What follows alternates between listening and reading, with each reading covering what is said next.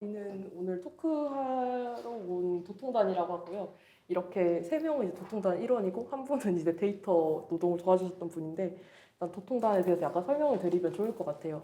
저희 이제 장가연, 정경미, 임혜아 그리고 지금 자리에 안 계신 김채린 이렇게 네 명이서 일종의 협업 구도를 이루어서 작업을 하고 있고 저희는 현대 사회의 기술이 어떻게 믿음의 대상이 되는지 그리고 믿음이랑 어떻게 교류를 하는지가 궁금했어요. 그래서 기술과 미신을 충동시키는 방향으로 작업을 하고 있고 그러면서 이제 인공지능 무당이라는 캐릭터를 설정해가지고 그것이 사람들과 만나면서 어떻게 교류하는지를 이런저런 방식으로 테스트를 하고 있습니다. 그래서 또 얘기를 꼭 드리고 싶은 게 하나 있었는데 이렇게 소개를 하면은 누가 작가냐고 항상 물어보는데 저는 그게 조금 힘든 것 같아요. 왜냐하면 사실 작품이라는 게 나는 이걸 만들 거야 해서 딱 목적을 가지고 쭉쭉쭉쭉 나가면 바로 작품이 되는 게 아니라 이런 아이디어가 있었는데 그런데 이거는 할 수 있는 부분이 있고 이건 할 수 없는 부분이었고 물질적으로 만들려면 뭐가 필요하고 이게 막 겹쳐져서 나오는 과정이잖아요. 네, 그래서 그렇죠. 혜아 씨는 주로 네.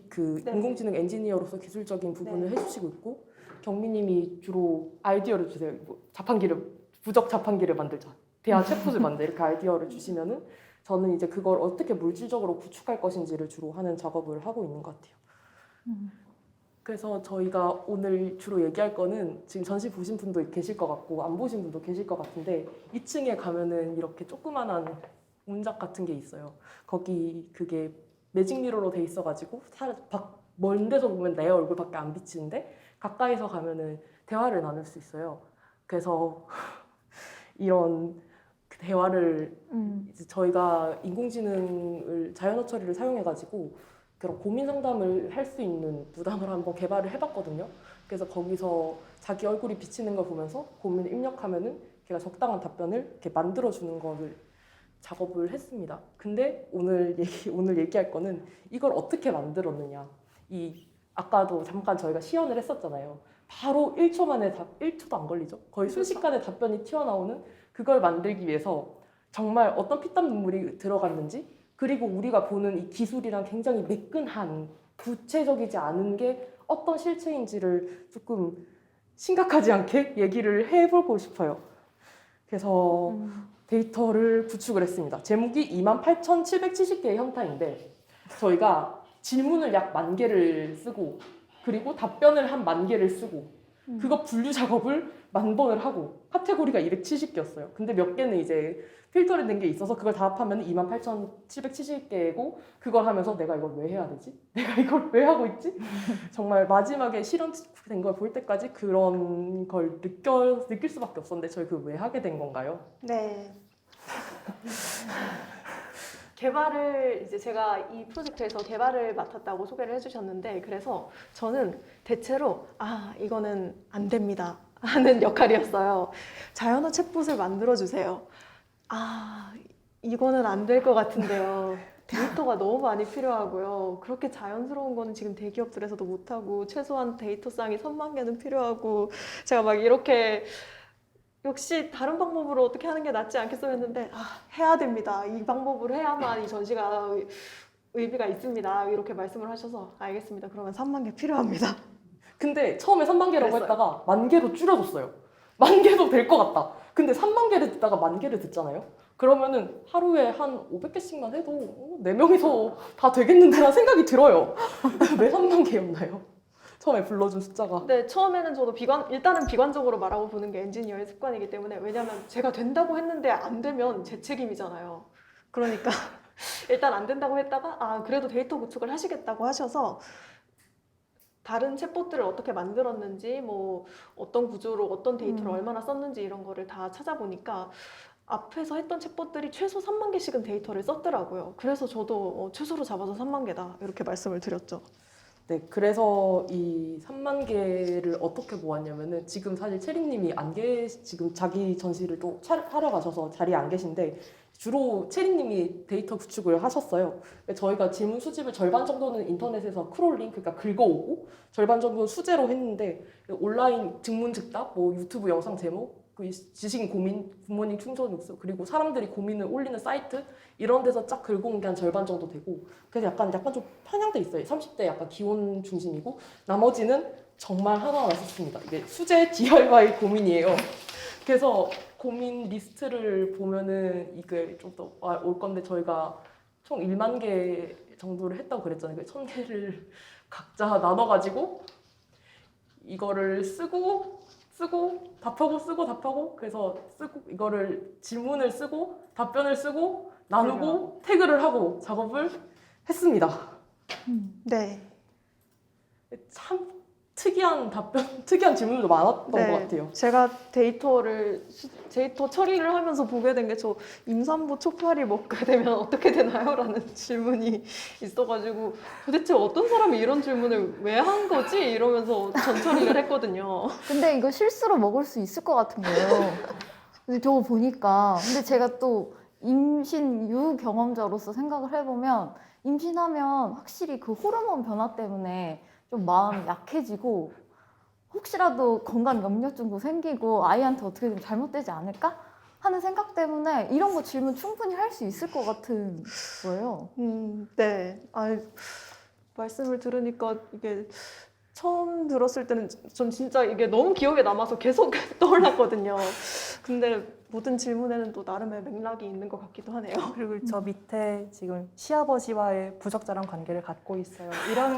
이건 제가 꼽아왔던 기억에 남는 질문인데요. 아, 이런 고민을 실제로 말을 하는구나. 근데 이런 걸 대체 어디서 가져왔지? 이 질문들을. 인터넷. 그러니까요. 인터넷과 상상력. 그래서 정말 저는 전에 이제 후에 분류를 하러 들어가서 이 모든 고민들의 목록을 보면서 정말 이런 걸 어디에서 가져왔을까 하면서 또 논란을 한편 답을 되게 잘 써주세요. 이대로라면 좋아질 일은 없으리라는 걸 알고 있지 않니? 이렇게 말씀도 해주시고 하는 거 보면서 이분들이 굉장히 정말 대단한 질문과 답변의 쌍을 만들어 주셨구나라고 생각을 했습니다. 하면서 좀 힘들었던 게 저는 이제 질문을 1000개를 적고 답변을 1000개를 적었는데 어쩌다 보니까 매칭이 잘못돼서 자문자답을 하게 됐어요. 근데 처음에 질문 1000개라고 해서 사실 인공지능 개발하려면은 기본적으로 데이터가 몇백만 개 그냥 기본이거든요. 그래서 나도 할 수 있을 줄 알았어요. 그 1000개면은 셀 수 있어요. 이거는 노가다로 가능할 것 같은 숫자예요. 그래서 온갖 고민들을 상상하면서 쓰기 시작했는데 안 나와요. 그래서 어느 순간이 되니까 저의 고민과 제 주변 사람들의 고민을 다 넣어서 하고 있어요. 그래서 저희 아빠가 당뇨 있는데 계속 단 것을 먹어요. 엄마가 무릎이 나빠요. 교수님이 코로나 걸려서 귀국을 안 하세요. 집에 권형벌레가 나왔어요. 사무실에 물 새는데 안 고쳐주세요. 이런 약간 진실을 넣게 되더라고요. 가짜 질문을 분명 쓰려고 그러니까 했었는데. 본인의 경험을 넣은 거죠. 네, 내 인생에 문제들이 다 들어가게 되고 나는 창의성이 없구나. 1000개 앞에서 창의성을 발휘하는 사람은 없을 수도 있겠다 하는 진지한 고민이 들더라고요. 네, 창의성이라는 게 정말 사람 머리를 쥐어짜게 만드는 게 저도 이런 좀 창의성이 필요한 인턴을 연구소에서 했는데 그때는 한국어 위키에서 질답 데이터셋을 만들려고 저한테 초등학생 수준이 인공지능에게 할 만한 질문을 만들어라. 매일 300개씩 한 달 동안. 저 그거 한다고 한국어 위키피디아를 얼마나 읽었는지 몰라요. 세계의 발명품 목록 이런 거 다 읽으면서 쓰레받기가 처음으로 발명된 때는 언제인가요? 그런 식으로 하지 않으면 절대 할 수 없는 작업이고 제가 최근에 SK텔레콤의 언어 이해 팀에서 직무 모집하는 걸 봤는데 이런 대화 데이터 만드는 직무 모집하는 걸 봤는데 그 직무 이름이 크리에이티브 라이터더라고요. 그러니까 그리고 국문학, 언어학, 문예창작 전공인데 1년 계약직, 월급 207만 원. 근데 저는 못할 것 같아요. 경민님도 하면서 되게 힘드셨던 걸로 알고 있는데. 네, 여기 화면 보시면 저희가 그 질문 답변에 대한 어떤 일관성을 갖게 하기 위해서 이제 지침을 만들었었거든요. 동자 답변에 대한 지침. 그래서 반말로 해야 된다. 약간 건방지게 반말로 해야 되고 한 문장으로 작성하되 의문형 중심으로 답변을 좀 이렇게 유도할 수 있게끔 서로 오가는 느낌을 갖게 할 수 있게끔 하는 그런 식으로 유도를 했고 그리고 모호한 답변. 그러니까 해답을 찾아줄 필요가 전혀 없는 거죠. 스스로 답을 찾아가야 되는 거니까. 그래서 모호하게 대답해야 된다. 그리고 K 무슨 느낌 나야 되고 스크립트 예시 있었거든요. 그것도 참조를 했으면 좋겠다 해가지고 이렇게 지침을 만들었는데 저 같은 경우에는 거기에서 그게 있었어요. 내가 어떤 태도로 이거를 대해야 되는지 그게 되게 힘들었고 일관되게 하지 않았던 제 모습이 계속 생각이 나는 거예요. 그때그때 컨디션에 따라서 이 답변의 내용이 되게 달라졌던 것 같아요. 그래서 일관되게 하지 않았고 내 컨디션에 따라 답변도 바뀌었다. 네, 네, 그 이거는- 부분이 어려웠죠. 네, 그러니까 답변뿐만이 아니라 사실 분류를 할 때도 저도 똑같이 제 컨디션에 따라서 다른 분류를 하게 되더라고요. 이게 또 보시면은 이게 카테고리가 나중에 나오겠지만은 270가지의 카테고리가 있어요. 근데 그 카테고리들 중에서도 이렇게 분류가 다르고 질적으로도 다르고 그 어떤 심각성도 다 다른데 근데 제가 어떤 고민과 그 답의 쌍을 맞닥뜨렸을 때 이게 얼마나 심각한 고민인지라든가 그런 것들을 제가 바로바로 파악하는 게 쉽지가 않아요. 그리고 이게 단적으로 문장 하나로만 보통 질문이 쓰여 있으니까 전후 맥락을 제가 모르기 때문에 어떤 상황에서 이 일이 벌어졌는지를 알 수가 없고 그래서 이런 것들을 카테고리와 정말 1대1로 정확하게 대응시키는 게 맞아. 굉장히 힘들었던 기억이 나고요. 그리고 처음 봤을 때는 진짜 고민들이 거기서 거기 같아 보이니까 이걸 어떻게 해야 될지 되게 막막했었던 기억이 있습니다. 저도 그 부분이 매 순간 고민이었었던 것 같아요. 그래서 카테고리 그- 미리 보여주셔도. 방점을 어디에 찍어야 되는지, 그러니까 음. 질문에 방점을 찍어야 되는지, 답변에 음. 방점을 찍어서 그 카테고리를 그렇게 구분을 해야 맞아. 되는지 그 부분들이 항상 고민이었던. 그래서 저희가 카테고리를 이렇게 그러니까 돈, 인간관계, 건강, 진학, 취업, 동물환경, 애정, 결혼, 성취, 외모 이까지는 이제 저번 전시에 부족 발급할 때 썼던 카테고리를 가져다가 썼어요. 그래서 나름 그 K 무속이랑 트렌디한 동물환경 같은 거 넣어가지고 했었는데 이제 대화가 되게 하려고 하니까 새로운 것들이 들어가는 거죠. 철학적 직무 그리고 개인의 감정, 그 삶의 방식, 일상, 단순 반응 및 인사. 왜냐면 이게 대화가 자연스럽게 되려면 중간에 갭을 채워주는 것들이 있어야 돼요. 그런 것들까지 넣어서 카테고리를 만들었는데 이게 보면은 되게 흥미로운 게 제일 문제가 많은 게 인간관계예요. 인간관계 끝이 없어요, 진짜. 그거를 보면서 사람의 삶에는 인간관계가 진짜 단가? 자기가 마음대로 안 되는 게 인간관계가 정말 전부인가라는 생각이 들 정도로 인간관계 관련 사실 애정 결혼도 인간관계 문제잖아요.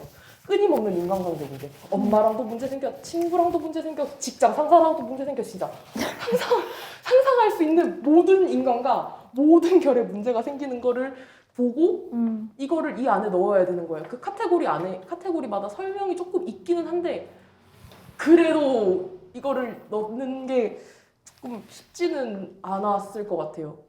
예시를 들자면은 이제 아마 다음 게 나올 건데 이제 건강을 예로 들면 건강 회복 불가, 회복 가능, 그리고 걱정, 짜증, 갈망, 수술 고민, 직업방, 예민함, 그리고 밑에 더 있어요. 이렇게 몇 가지가 있는데 이거를 일단 저는 학습을 하고 그래 이런 분류가 있구나 이걸 대입해야지 하고 딱 봤더니 그런 저런 게 나온 거예요. 자, 발기부전은 회복 가능한가 불가능한가? 자, 여러분 어떻게 생각하세요? M자 탈모가 치료 관리 어떻게 해야 할까요? 이게 회복이 가능할까요? 불가능할까요? 아니면 그냥 건강에 대한 실질적인 그냥 고민이거나 질문인 걸까요? 그리고 평발이라서 걷기가 힘들어요. 이게 회복 가능한가 불가능한가 이런 거를 가르기도 힘들고 그리고 또 뭐 안구 건조증 그리고 뭐지? 건강이 안 좋습니다. 건강이 안 좋은 게 회복 가능할까요? 불가능할까요? 이거는 그냥 무기력일 수도 있거든요. 이게 카테고리아이징이 좀 달라질 수 있고 그 맨 밑에 보시면은 또 막 개명 후에 아파요. 이게 건강에 관한 질문일까? 회복이 가능할까? 불가능할까? 그냥 다른 심리적인 요인이 있는 거 아닐까? 그런 것들을 모두 생각을 하다 보니 가름하는 것이 정말 쉽지 않았습니다. 근데 사실 이것도 처음에는 300~400개는 나왔어야 된다고 그랬는데 근데 저희 270개 밖에 안 나온 거예요. 그래서 조금 이게 될 때까지는 되게 불안했어요. 270개 밖에 안 나왔는데 과연 될까가 1번. 그 다른 거는 270개 밖에 안 나왔는데 이렇게나 힘들다고? 그게 2번. 근데 다행히 작동을 좀 하긴 하는 것 같은데 왜 그렇게 카테고리가 많아야 된다고 말씀하셨는지가 궁금해요. 네. 일단은 동자가 카테고리에 맞춰서 답변을 하게 설계가 되어 있습니다. 그래서 카테고리를 섬세하게 분류할수록 동자가 그 카테고리에 최적화된 답변을 해주기 때문에 카테고리를 가급적 많이 나눠달라고 부탁을 한 거고요. 아까 보면 연애 같은 경우에도 뭐 내가 그 사람에게 썸을 타고 있다, 아니면 이별이다, 사귀고 3개월 정도 지났는데 마음이 식은 것 같다, 이런 거를 다 카테고리로 나눠주면은 그만큼 섬세한 답변을 하게 되고 결국은 그만큼 나눠야 된다는 거죠. 사람이 직접 머리를 짜내서요. 그죠? 그래서 탈모가 불치병인지 불치병 아닌지 이런 것도 고민해가면서 이게 전 사실 감정적으로도 힘들었는데 이걸 다시 보니까 나 진짜 막말을 했구나 싶은 게 건강이 안 좋습니다. 이 질문이에요. 저는 건강이 안 좋습니다에 무릇 건강한 신체에 건강한 정신이 깃드는 법이란다라는 말을 했을 때 지금 보면은 왜 이랬지 싶은데 그때 제 의도는 지금 저는 이게 한 문장 한 문장 세트가 돼야 맞아 떨어지거든요. 그때 저의 의도는 너가 지금 걱정하는 거는 네 몸이 안 좋기 때문이고 좀 쉬면 나아질 거야라는 의도였는데 최선 아니었던 것 같아요.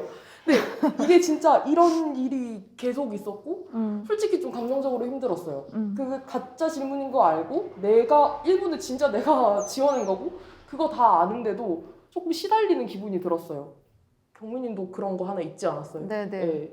여기 보시면 그 친구가 가정폭력을 당하는 것 같아요 라는 질문이 있었는데 제가 이거를 카테고리화 시키는 작업 중이었었거든요. 근데 답변이 지나치게 신경 쓰지 않아도 돼 라는 거예요.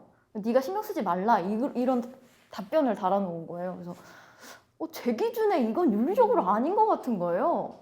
그래서 이거를 여기 팀원들한테 이렇게 해가지고 체크를 해서 이거 제가 바꿔도 되냐 해서 이렇게 바꿨던 기억이 있거든요. 그래서 이것도 어떤 윤리적인 문제와 되게 부딪히는 지점들이 많았다. 이게 일종의 어떤 하나의 경험이었던 것 같아요. 이 사람이 나쁜 사람은 아니었을 것 같아요. 그러니까 아니 위아래를 다 같은 사람이 쓴 건데 그치? 네, 근데 뭔가 다른 의도가 있었겠죠? 아니 피곤했을까? 그랬을 수도 있고 저도 그런 게 좀 있었고 그래서 망발 같은 거를 하기도 했고 맞아, 그런 것도 있었어. 그래서 저는 전문가 얘기를 계속했어요. 아니 코로나 걸리고 후유증으로 고생 중인데 이거는 사실 인터넷에 물어볼 것도 아니고 챗봇에 물어볼 것도 아니고 병원 가야 될 문제거든요. 그 뭐 사기 당했습니다. 법률 상담은 전문가한테 해야지. 택배 아저씨 범죄 신고해야지. 이게 진짜 어려웠던 게 일단은 그 질문의 의도를 파악하기가 굉장히 어려웠고 사실은 전문가한테 찾아가야 되는 일인데 그걸 말해주는 것도 좀 말해주는 게 맞나라는 생각도 들고 그리고 이게 진짜 한 번에 앉아서 100개 이상을 할 수가 없어요. 그러면은 처음에는 이제 내가 완전 무속인이 된 것처럼 빙의를 해서 써요. 그래서 그러니까 이게 이런 일화가 있는데 저도 저희 이 자리엔 안 계시지만 동자님으로 약간 빙의해서 열심히 답을 해주신 분이 계세요. 근데 그분이 저를 만났었는데 같이 밥을 먹는데 계속 핸드폰을 들고 뭘 하시는 거예요. 그래서 뭘 하시나 했더니 지금 자기가 동자님의 빙의해서 답을 쓰고 있어야 되는데 좀 편한 사람을 만났으니까 자기가 지금 편하게 좀 빙의를 할 수 있다. 그래서 저희에게 약간 저희 떠들게 냅두고 본인이 열심히 빙의해서 쓰시더라고요. 근데 그런 만큼 이게 그냥 딱 그 질문을 받다고 해서 바로 답을 할 수 있는 부분이 아니라는 거죠. 그러니까 동자님처럼 빙의를 해서 숙고해서 현명한 답을 도출해야 되는 일인 거예요. 그래서 다들 굉장히 성의껏 그거를 빙의를 해가면서 해주셨던 것으로 기억이 납니다. 하다 보면은 피곤해서 그래서 맞아. 진짜 하다 보면 피곤해지고 피곤하면은 아니 그걸 왜 나한테 물어봐라는 생각이 들기 시작하고 사실은 본인이 만든 데이터 아무도 시키지 않은 일 사서 고생하고 있으면서 왜 나한테 이런 걸 물어보지라는 생각이 들고 그래서 그냥 알아서 하세요라는 마음이 드니까 이런 답변을 쓰게 된 거겠죠. 근데 그래도 되게 다들 최선을 다해서 동자님이 되어서 아까 보시면 답변 되게 아름다운 답변들이 많이 있거든요. 네, 진짜 곳곳에 숨어 있어요. 저는 이게 진짜 명문이라고 생각해. 발기부전이 고민인데 꽃이 다 시든다고 꽃나무가 죽을까? 정말 아름다운 문장인 거예요. 아 그렇지 하면서 분류하면서 되게 좋다. 되게 좋은 문장 많았던 것 진짜 같아요. 좋은 문장 많았어요. 어떻게 발기부전에서 저런 답변이 나올까요? 정말 대단한 통찰력이고 현명함이고 마음이 따뜻한 상태에서 써진 글이라는 생각이 들었어요. 진짜로. 그거 되게 중요한 것 같아요. 네. 그죠. 내 내 마음을 상태. 내 상태가 그대로 반영된다는 거. 근데 이거 진짜 안 진심이기가 생각보다 힘들고 말이라는 것의 힘을 정말 많이 생각했던 것 같아요. 이게 그 휴먼 교수체 밈짤이 있거든요. 그 에브리타임에 어떤 사람이 익명으로 그 아이패드 쓸만한가요라는 글을 올렸나? 네. 그렇게 올렸었는데 댓글이 혹시 교수님이세요라고 달려요. 그러니까 몇 문장 안 되는데 그 사람은 진짜 누가 봐도 교수님 같은 말을 하고 있어요. 그런 거 말이라는 게 그런 거예요. 맞아. 이 사람 말투가 생각보다 예민한 부분이 많고 그래서 이걸 계속 보고 있다 보면은 이거를 인터넷에 올렸다고 하는 생각이 들 때가 있었어요. 이거를 그냥 주변 사람한테 그냥 물어보지 않고 어떻게 굳이 인터넷에 올리게 됐을까? 그러면서 또 그러니까 마음이 아프고 안타깝고 끊임없는 불래. 그러니까 이게 그러니까 다들 이렇게 성의껏 답을 해주셨잖아요. 정말 빙의를 해가면서 이 화면 바깥에 있는 이 활자로만 보이지만 이 활자 바깥에서 이거를 한 땀 한 땀 쓰고 있었을 사람들을 생각을 하면서 써주신 건데, 근데 여기에서 또 제가 많이 힘들었던 게 뭐였냐면 이 분류 작업이라는 것 자체는 전 단기 알바로 들어온 거예요. 전 이걸 해서 돈을 받았어요. 건당 100원을 해가지고 돈을 받았거든요. 그러니까 제가 해야 할 거는 이 고민들을 심사숙고해서 분류를 하는 것이 아니라 가장 빠르고 효율적으로 많이 분류하는 거예요. 그래서 제가 해야 할 일은 이걸 보고 이게 어디에 들어맞을까 보다는 그냥 5분 안에 보고 아 이거 이해 그냥 팍팍팍팍 넣는 작업인데, 근데 이게 단순 노동 그리고 약간 초보가 가능하고 단순하고 금방 돈 받을 수 있는 일들의 약간 특징 중 하나인 게 금방 누구나 할 수 있어요. 이거는 그냥 각자 노트북 있고 컴퓨터만 있으면 누구나 할 수 있는 작업이에요. 그리고 많아요. 그래서 빨리 해야 돼요. 그러니까 제가 하면서도 어느 정도 늘어서 200~300개쯤 됐을 때부터는 정말 기계적으로 많이 할 수 있게 됐었는데, 그러니까 제가 더더욱 그 사람들의 고민을 잘 못 보는 거예요. 이게 정말 얼마나 심각한 일인지, 이 사람이 얼마나 힘들었을지 같은 게 느껴지지만 전 신경 쓸 새가 없어요. 전 이걸 빨리 하고 바로 6,000번대로 넘어가야 되니까. 그래서 5,000 몇 번째를 하면서 아, 나 진짜 빨리 한다. 너무 좋다. 나 진짜 똑똑한 것 같아서 능률이 올랐으니까 기분은 좋은데, 이것들을 제가 진심으로 바라봐주지 못한다는 것에 대한 어떤 양심의 가책? 그런 것들이 좀 있었었고, 근데 이런 건 사실 이런 데이터 분류 작업은 지금 알바몬에서도 제일 많이 나오는 되게 핫한 단기 알바 중에 하나거든요. 가장 많이 올라오는 직종이고 저도 많이 보게 되는데, 근데 이런 것들이 그래서 하기도 쉬운 만큼 굉장히 휘발성도 높고 그만큼 현타가 길게 오는 일인 것 중 하나인 것 같아요. 그래서 데이터를 데이터를 인공지능이 만들기도 합니다. 그래서 처음에는 사람이 이렇게 일을 해야 되지만 처음에 일을 해놓은 게 있으면 그걸 바탕으로 인공지능이 또 다른 데이터를 창출할 수 있기 때문에 결국 맨 처음은 사람이 해야 돼요. 하지만 그 다음에는 인공지능이 데이터를 생성할 수가 있습니다. 그런데 그거는 실제 데이터는 아니죠. 인공지능이 만들어낸 가짜 데이터고, 그래서 가짜 데이터를 잘 만들기 위한 연구 같은 것도 있어요. 예를 들면 의료 같은 부분에서는 그런 게 환자의 개인정보 같은 게 민감정보고 질병정보 이런 거는 새어나가면 안 되니까, 하지만 의료 인공지능은 개발을 해야 돼. 그리고 테스트도 해야 돼.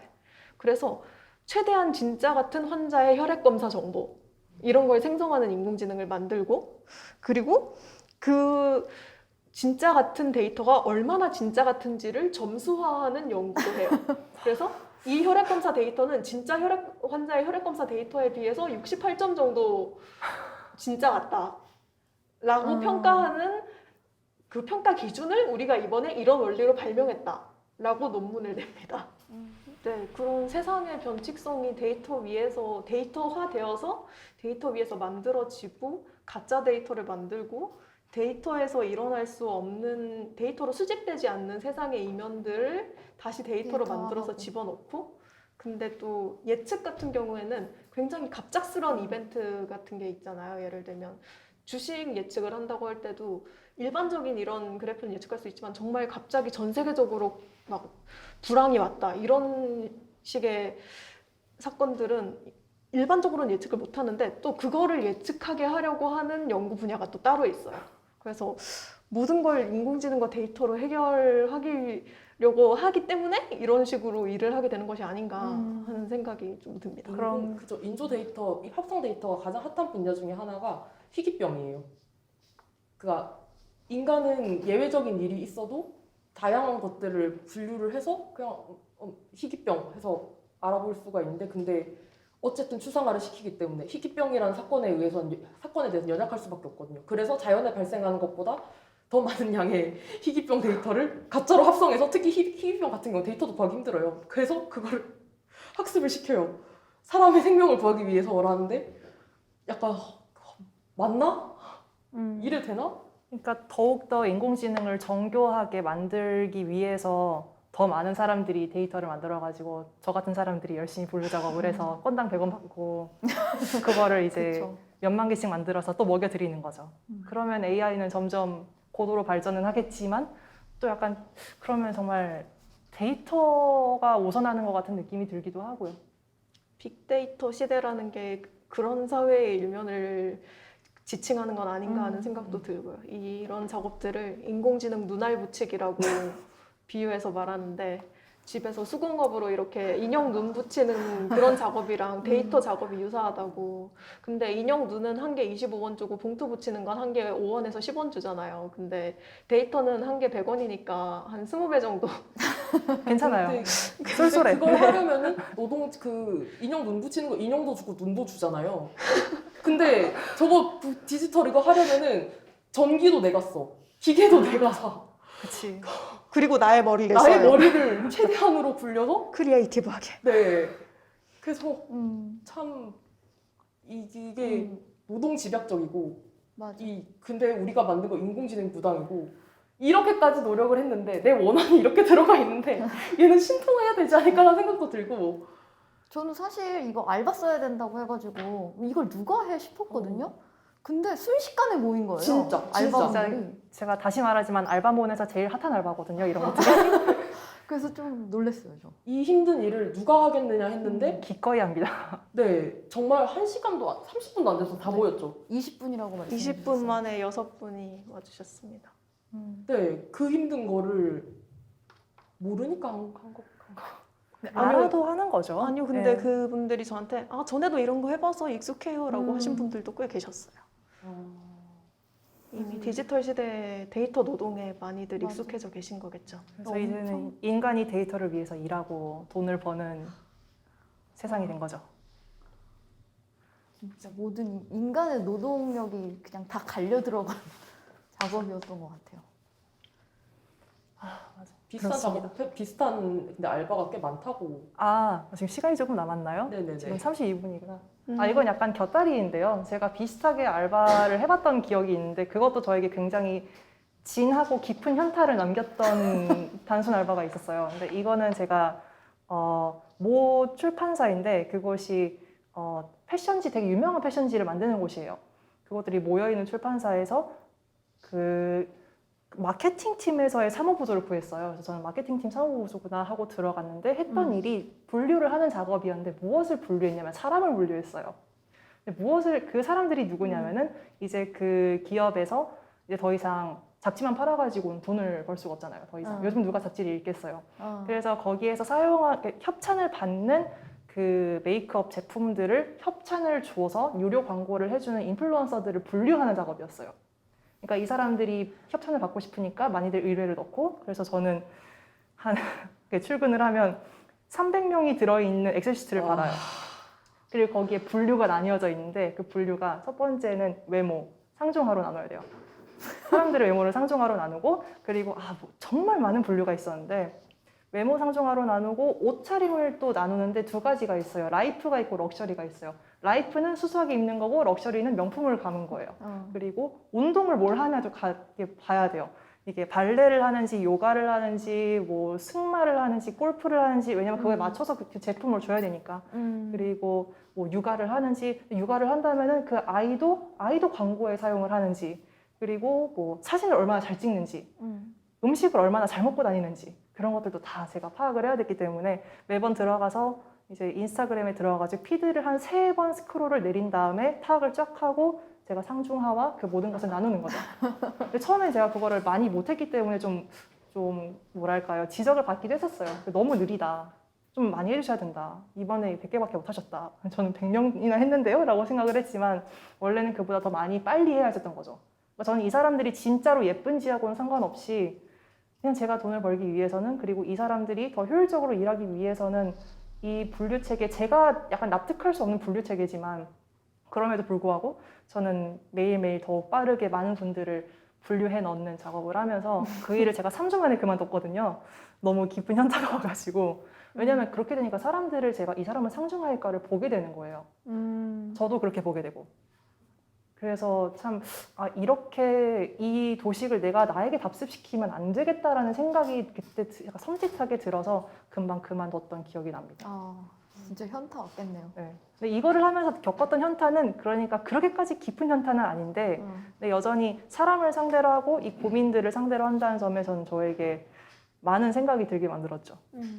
그렇지. 근데 진짜 이런 분류, 어쨌든 간에 닮은 것을 보는 게 아니라 다른 것을 갈라내고 할 수밖에 없는 이 분류 체계가 무슨 인공지능의 진짜 기반이고 저는 솔직하게 달이 최근 나와가지고 되게 논란이 됐었잖아요. 막 아보카도 의자 만들어줘요. 막 아보카도 의자 예쁘게 만들어주고. 달 2. 네네, 달이 근데 그거 보고 솔직하게 할 수 있겠는데라고 생각했어요. 그러니까 일단은 그게 물론 쉬운 프로세스는 아니지만 쪼개보면은 엄청나게 그냥 태그를 한 거잖아요. 언어를 한번 쫙 태그를 하고 언어와 이미지의 연관성을 쫙 태그를 하고 그리고 찾아내는 건데 근데 걔가 갑자기 내 직업을 빼앗을 거래. 네. 이제 아티스트가 할 일이 사라질 거래. 그래서 제가 출근하는 길에 그 다리가 처음 출시됐을 때 그 논문을 읽었거든요. 별로 이해하기 어려운 논문은 아니었어요. 아침에 출근하면서 30분 만에 제가 직접 읽은 건 아니고 유튜브에서 논문 유튜버가 있는데 그 논문 유튜버의 설명을 들으면서 논문을 같이 보니까 전 30분 만에 그 논문을 이해했고 와 멋지다. 깔끔하게 잘 만들었구나 라는 생각을 했죠. 알고리즘적으로는. 그리고 세상에서는 예술가가 자리를 잃을 것이다. 이제 창의성은 전부 AI에게 맡겨야 된다. 그런 이야기가 나왔는데 그것도 다 태그를 하셨어요. 인스타그램에서 사진을 수집해가지고 인스타그램에서 주로 수집을 한 게 사람들이 사진을 올리고 거기에 대해서 뭐라고 말하는지를 한 쌍씩 다 수집을 한 거라서 사람들이 내 고양이 이러면서 인스타그램에 사진을 올리면 그 텍스트랑 그 사진을 똑같이 정렬해가지고 수집을 해서 다 쌍으로 만들어요. 그런 식으로 그 최첨단한 AI도 엄청나게 많은 데이터를 가지고 간단한 구조를 이용해서 깔끔하게, 기술적으로는 굉장히 깔끔하게, 데이터적으로는 엄청난 노동이 들어간 그런 거대 모델들이 세상에서 등장하고 매스컴을 타고 사람들 일자리를 뺏는다고 말해지고 그런 상황인 거죠. 네, 그래서 오늘 1부에 얘기할 거는 대충 얘기가 된 것 같은데 혹시 질문 있으실까요? 과정이나 아니면 특히 기술적으로 이해가 안 됐던 부분? 아니면 데이터셋 구축하면서 있었던 얘기 더 궁금하시면 물어보셔도 되고요. 소재 데이터셋. 그럼 이거를 엑셀로 다 작업을 해야 그 엑셀에 특화된 유튜브 그 AI 프로그램을 만들 때 꼭 엑셀을 사용해야 되는지 그것도 좀 궁금하고요. 그거를 어떻게 만들 수 있을지 그리고 왜 이런 방법을 이 엑셀로 해서 자문자답하는 이런 방법을 선택하셨는지 조금 쉽게 다시 한번 말씀해 주실 수 있을까요? 일단은 질문을 나눠보면은 꼭 엑셀로 이렇게 만들어야 되는가, 그리고 엑셀 파일이 있으면 이게 인공지능에는 어떤 식으로 들어가서 인공지능이 뭔가 이렇게 학습을 하는 건지, 그리고 세 번째는 왜 데이터셋이 이런 형식이 됐는지, 이렇게 세 가지 물어보신 거죠. 처음에 일단 엑셀 같은 경우에는 스프레드시트 형태이면 다 괜찮아요. 이거를 넣을 때는 결국은 텍스트 파일로 변환을 해서 넣게 되고, 텍스트 파일에서 구분자가 있어요. 여기서는 칸으로 보이지만 이걸 텍스트 파일로 변환하면 일상 고민, 쉼표, 그리고 여기 카테고리 번호, 쉼표, 문장 나오고 또 쉼표, 문장 나오고 이렇게 해서 프로그램에서는 이 텍스트를 한자 한자씩 읽어드리면서 쉼표가 나올 때마다 끊어서 다른 바구니에 넣어서 요거는 문장, 요거는 카테고리 이렇게 담은 다음에 인공지능에게 각각 먹이는 거죠. 그래서 모르시는 분들이 그렇게 텍스트로 다 쉼표로 쳐서 구분해주세요 이럴 수는 없으니까 일단 엑셀로 저희는 받고 그거를 포맷을 변환을 하는 처리부터는 제가 해서 이제 인공지능에 넣습니다. 이게 첫 번째, 두 번째까지 답변이 되셨을까요 혹시? 네. 세 번째는 왜 이렇게 쌍을 이뤄야 하는가인데 이게 두 번째 세션에 원래 좀 자세히 설명드리려고 했는데 여기서도 좀 커다랗게 원리만 말씀드려보면 아기 동자는 어떤 인공지능이냐고 하면 이 안에서 무슨 일이 일어나냐고 하면 아기 동자는 질문을 받으면 그 질문이 우리가 구분을 한 270개의 카테고리 중에 어떤 거에 해당되는지를 분류하는 법을 학습해요. 그러니까 만약에 저희가 아까 전시 잘 될까요? 라고 물으면 이게 뭐에 해당할까요? 일상 고민? 1초 만에 나오는데. 네, 그러니까 그래요. 일상들을 계속해서 가르치면서 궁금해. 새로운 뭐가 들어오면 그게 일상 고민에 해당할 것이다 라고 동자가 이건 한 80% 정도 일상 고민인 것 같다. 아니면 또 이거는 한 60% 정도는 뭐 창작인 것 같다. 그런 것도 성취 불안 이런 걸 수도 있어. 성취 불안인데 68%는 성취 불안인 것 같다. 그럼 87%가 더 높죠? 그러면 이건 일상 고민 카테고리예요. 그러면 이제는 인공지능이 아닌 그냥 컴퓨터 자동화된 프로그램이 일상 고민 카테고리에 어떤 답변들이 있는지를 검색해요. 그래서 일상 답변 카테고리에 있는 답변 중에 아무거나 하나 출력을 해줘요. 되게 간단하죠. 되게 간단하기 때문에 저는 기술적으로 이게 별게 아니라고 생각했고 그래서 뭔가 내가 여기에 대해서 말할 수 있을까라고 생각했는데 생각보다 말할 게 많았고 앞으로도 말할 게 더 많아서 제 2부가 이어집니다. 와. 네. 또 데이터 관련해서 질문 있으실까요?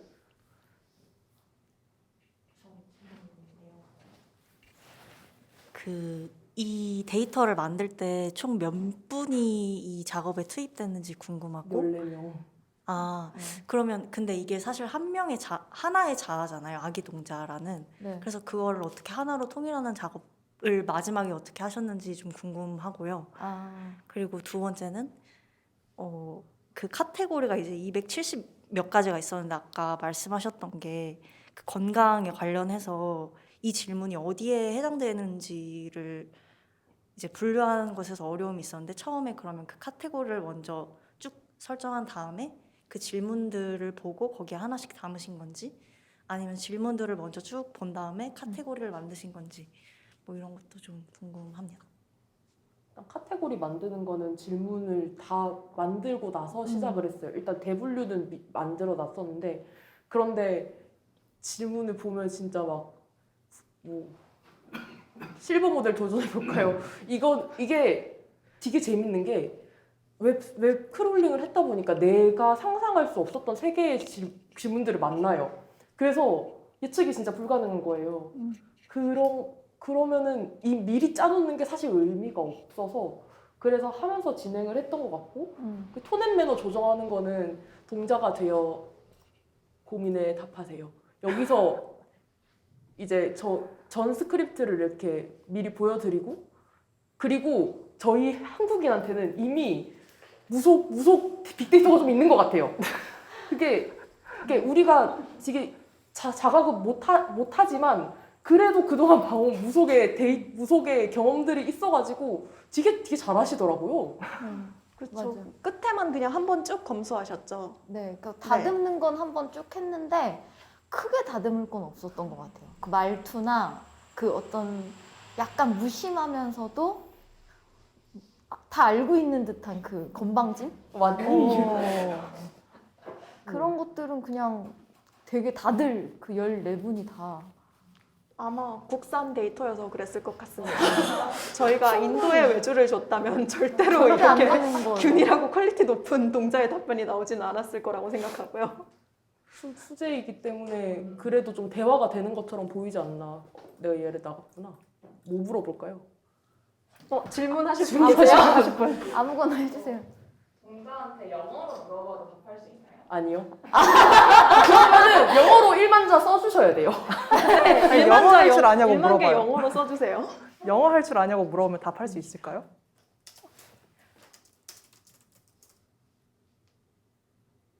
어머, 영어는 셀프군요. 네, 영어는 영어는 셀프라고 셀프입니다. 합니다. 이제 좀 더 진심을 담아서 그리고 이걸 정말 어떻게 만들었는지 좀 전방위적인 얘기를 하려고 해요. 그래서 앞서 말씀드렸다시피 이게 작업을 한다는 게 내가 게시를 이렇게 딱 받으면은 머릿속에 모든 설계도가 그려져가지고 그 방향으로 나가는 게 아니라 사회적인 영향도 받고 개인적인 사건에 대해서도 영향을 받고 그리고 기술이 허한 것, 기술이 허하지 않는 것, 내가 가진 예산 이런 것들에 대해서 막 해서 어쨌든 뭐가 되는 거잖아요. 네. 그래서 그 과정에 대해서 조금 더 다방면으로 얘기를 드리고자 합니다. 네. 이번에 타이틀이 타로 보는 AI 엔지니어의 아기동자 개발기 이렇게 돼 있는데요. 그래서 제가 두 번째 정체를 조금 밝히자면 제가 아기동자를 개발하는 기술 부문으로 참여한 인공지능 개발자이고 그리고 12년째 취미로 타로점을 보고 있습니다.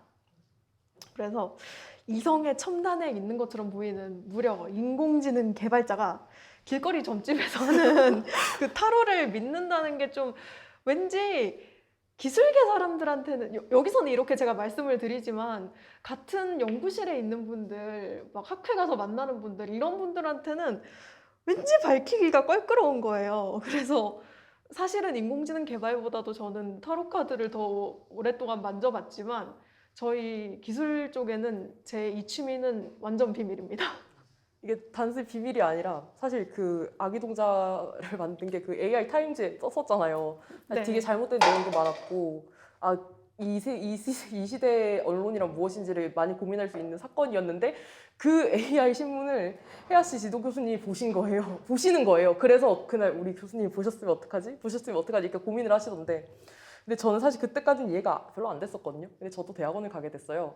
근데 이제 인미공 이게 되고 되게 좋은 소식이잖아요. 그래서 교수님한테 자랑을 했어요. 교수님, 저 인미공 됐어요. 좋겠죠? 이렇게 하니까 교수님이 당연히 물어보죠. 너 뭐 하는데?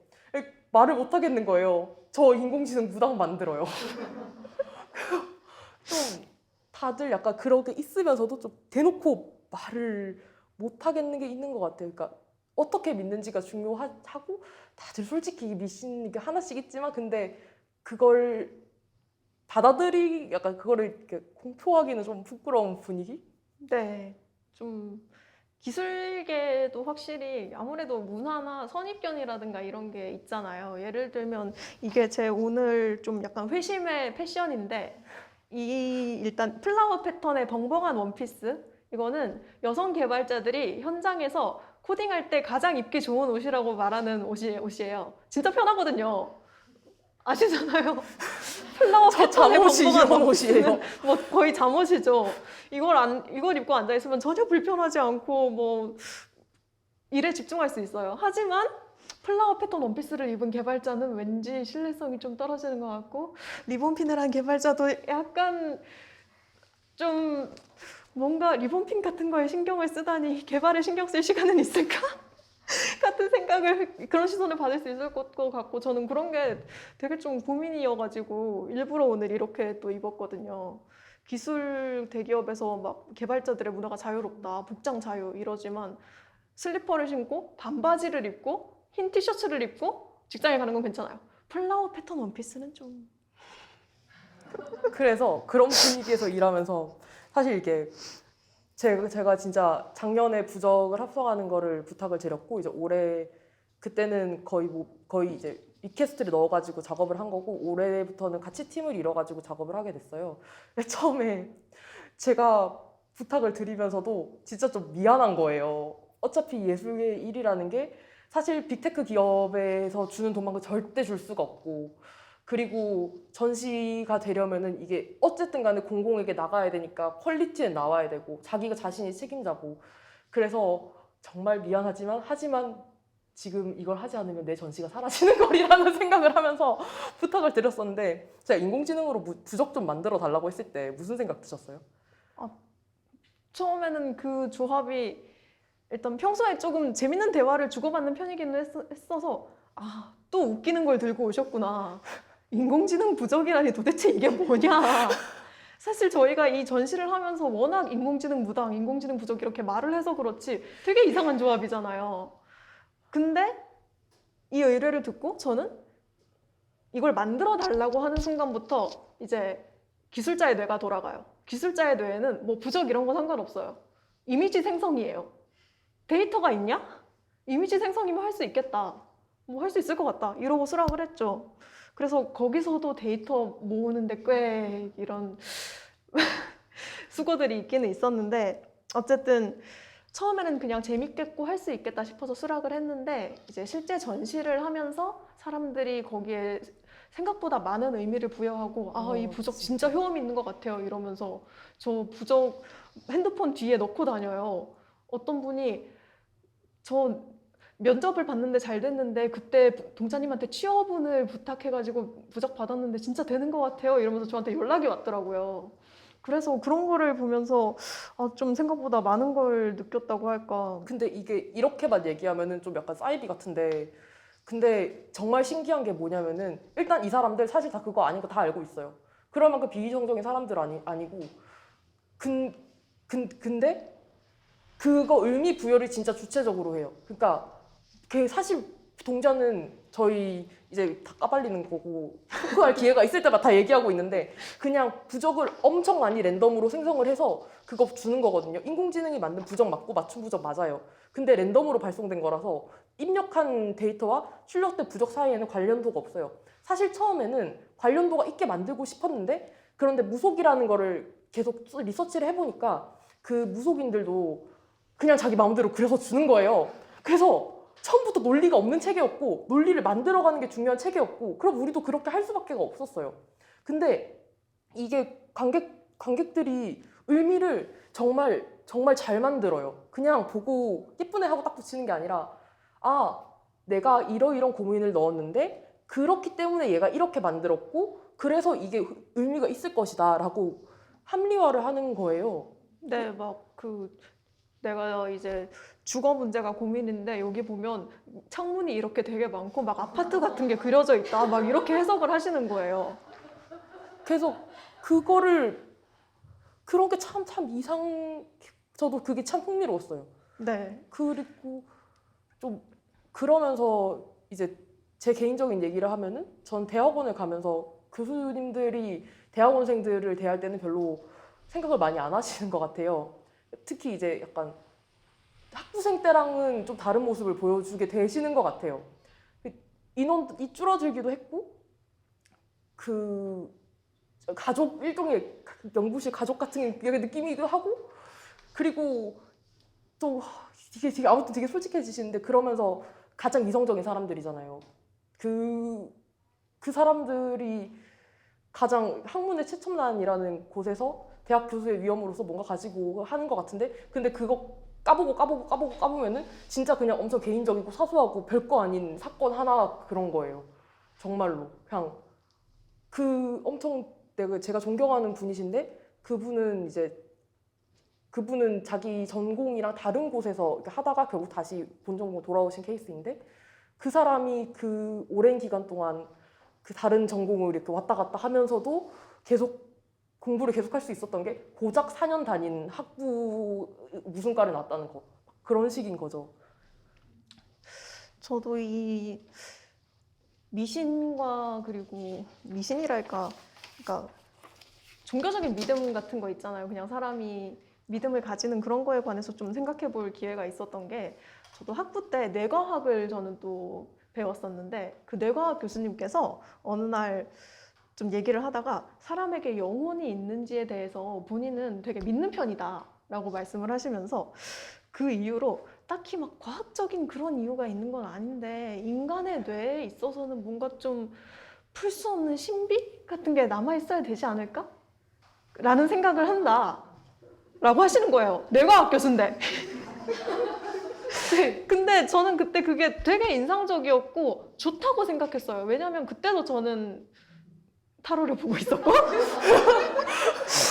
그래서 교수님한테 타로 봐드릴까요? 이런 얘기도 했어요. 네. 그래서 얼마나 잘 맞냐? 잘 맞춘다. 뭐 결국 봐드리지는 않았는데 그래서 보통은 좀 그렇게 비이성적이라고 생각하는 믿음도 결국은 과학적인 탐구랑 같이 갈 수 있고 사람은 여러 가지 마음을 품을 수 있지 않는가 그런 생각을 그때 했고 굉장히 긍정적으로 받아들였던 것 같아요. 저 철학과 교수님들도 제가 학부 다닐 때 철학을 복수 전공을 했었는데 철학과에 무교보다 진짜 친함이 있으신 분들이 더 많아요. 저는 그게 정말 이상하다고 생각했어요. 이상하고 흥미롭고 이걸 어떻게 받아들여야 되는지 모르겠고 근데 그 사람들이 미신적이냐 아니에요. 그 교수님들이 수업에 들어오셔서 이제 니체 신은 죽었다 하고 주말에 교회 가가지고 아멘하고 다시 사시는 거예요. 참 뭐라고 해야 될지 모르겠어요. 인간이 모순적이지만 사실 모순적이지는 않죠. 왜냐하면 저희가 그런 교수님들을 보면서 이상하다라고는 생각하지 않잖아요. 그냥 그럴 수도 있지라고 받아들일 수 있는 부분이 우리한테도 분명히 있잖아요. 네. 그래서 이게 그냥 부적을 생성하는 데서 이런저런 막 관객의 반응, 개인적 사연 여기 섞여가지고 계속 이어져 오게 됐고 그래서 언어를 조금 더 가져오게 됐어요. 언어가 워낙에 예민하고 특히 이미지만큼이나 상징성을 가진 무엇이라서 그게 진짜 약간 교감을 하는 듯한 느낌을 주면서 그 사람을 이렇게 톡톡 건드리기에는 조금 괜찮은 미디엄이 아닌가라고 생각을 했는데 근데 언어를 만드는 게 되게 언어를 다루는 게 정말 힘들거든요. 언어가 우리는 너무 자연스럽게 쓰고 그냥 한 살 되면 다 말하잖아요. 그냥 엄마 아빠 맘마 한다고요. 근데 기계한테 엄마 아빠 맘마 하는 거 정말 힘들고 대기업에서 수조 원씩 막 쏟아붓게 하는데도 힘들어요. 그래서 제가 이번에는 챗봇을 만들자고 했을 때 어떻게 생각하셨나요? 안 된다고 했습니다. 챗봇 같은 건 정말 자연스러운 대화를 이렇게 하면서 관객들이랑 소통할 수 있는 챗봇을 만들어 달라고 하시는 거예요. 아, 자연스러운 대화를 진짜로 하는 챗봇은 지금 국내 대기업들에서도 다 못 만들고 있다. 막 수십억, 수백억을 투입을 해가지고 했다는 모델도 자랑하는데 막 그런 거 하잖아요. 그 임진왜란은 언제 일어났나요? 하면 임진왜란아 엄마가 시키지 않아도 스스로 일어났니? 이러잖아요. 수백억 들였는데 그렇게밖에 못하잖아요. 제가 근데 자연스러운 대화를 하는 챗봇을 만들 수 있다? 저는 지금 한국에 없고 미국에서 실리콘밸리에서 억대도 아니고 10억대 연봉을 받는 아니면 제가 그 유니콘 기업의 사장일 수도 있죠. 본인이 유니콘, 본인이 저의 유니콘. 꿀이 이렇게. 그래서 안 된다고 했어요. 안 된다고 했는데 그래도 챗봇을 해야 된다. 챗봇으로 해야 이 전시의 의미가 이렇게 살아나고 구현이 되겠다라고 하셔서 아 그러면은 뭐 대화 맥락을 기억을 한다든가 실시간으로 문장을 막 생성해내서 답변을 한다든가 또 이전 대화 정보를 반영한 대답을 한다든가 이런 진짜 고급 기술들이 아직도 연구가 되고 있고 진짜 자연스러운 대화를 위해서는 그런 기술들이 적용되어야 하지만 우리는 돈도 없고 시간도 많이 없고 지금 심지어 데이터도 없다. 어떡할 것이냐. 정말 구현 가능한 기초적인 챗봇으로는 이렇게 저렇게 할 수 있다. 그리고 그러려면 데이터 3만 개 필요하다. 이렇게 말씀드렸죠. 네, 일단은 왜 합성이 안 되는지부터 얘기를 드려야 될 것 같은데 이게 몇 가지 이유가 있어요. 합성은 데이터가 엄청 많이 필요하고 많아도 실패할 확률이 굉장히 높아요. 그래서 저희가 진짜 무당처럼 말하고 싶은 인공지능을 만들려면은 무당처럼 말하는 데이터가 엄청나게 많아야 돼요. 몇백만 문장 정도 있어야 될까요? 보자. 그냥 억 단위로 있어야 될 것 네. 같은데요. 근데 억 단위로 무당처럼 말하는 데이터 셋이 있을 리가 없잖아요. 그거 구축하려면은 구축부터가 문제예요. 그리고 합성을 아무리 잘했다고 진짜 퀄리티가 그렇게 좋지 않은 게 그 작년에 GPT-2라고 문장 합성하는 알고리즘이 나왔을 때 저는 아직도 기억하는데 그때 소설가들이 자리를 다 잃을 거라고 막 난리가 났었어요. 그래서 GPT-2가 만든 문장 몇 개를 가지고 이런 프롬프트를 넣었더니 이렇게 아름다운 소설을 썼다라고 했어요. 라고 했는데 근데 까보니까 아니었던 거죠. 그래서 저희도 이제 계속 하면서 이것도 그 인공지능 같은 경우에는 대부분 웹에 공유를 해서 소스를 이렇게 다운받고 하는 게 되게 자유롭게 돼 있어가지고 한국어 버전으로 KOGPT2라는 게 나와 있어요. 그래서 걔한테 물어봤어요. 순수 예술이란 무엇인가? 그래서 그러면은 순수 예술이나 어쩌고다라고 대답을 해야 될 거 같잖아요. 그 뭐라고 했는지 제가 그냥 읽어드릴게요. 그렇다면 예술이야말로 인간의 존엄성을 지키는 가장 중요한 수단일 수 있습니다. 예술은 인간 존재의 본질은 탐구하는 데 있어 무엇보다 중요합니다. 이 예술을 통해 인간은 자신의 삶을 성찰하고 그 속에서 삶의 의미를 찾습니다. 이까지는 괜찮은 것 같잖아요. 그런데 얘가 데이터를 많이 먹인 게 가장 생각을 해보면은 욕 안 들어가고 비속어 안 들어가고 문장 깔끔하고. 문장 깔끔하고 그 가장 많은 게 인터넷 기사잖아요. 인터넷 기사 방송 관련된 거니까 그 마지막에는 우리는 지금 이 순간에도 많은 갈등을 겪고 있고 또 갈등에 휩싸여 살고 있는데요. 오늘은 이러한 갈등의 원인을 분석하고 해결책을 모색해보는 시간을 마련했습니다. 먼저 오늘 말씀 감사합니다. 다 끝나요. 이게 진짜 가장 최신 작년 기준 최신 기술이고 이걸로 진짜 정말 많은 프롬프트를 돌려봤는데 없는 기자 이름 만들기, 없는 교수 이름 만들기, 코엑스, 서울시장, 여의도 정말 많이 나와요. 그러니까 이미 데이터가 정해진 그 안에서 나올 수밖에 없기 때문에 합성을 쓰는 거는 그냥 안 돼요. 그냥 안 되고 사실 대부분 서비스 되는 것도 그렇죠. 네, 사실 100% 생성으로만 서비스되는 인공지능 챗봇은 아직까지 존재하지 않고요. 보통은 저희가 한 것처럼 문장을 분류해서